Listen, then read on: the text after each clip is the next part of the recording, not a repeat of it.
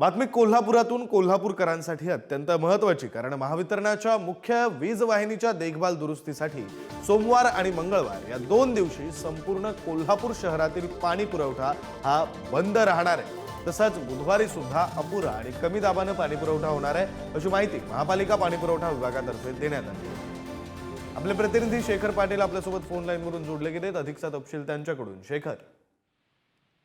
विक्रांत, खरं तर 2 दिवस हा पाणी पुरवठा बंद राहणार आहे आणि म्हणूनच कोल्हापूर शहरात पाणीबाणी निर्माण होण्याची शक्यता आहे आणि बुधवारी देखील आपण बघितलं तर कमी दाबाने अपुरा पाणी पुरवठा होणार आहे।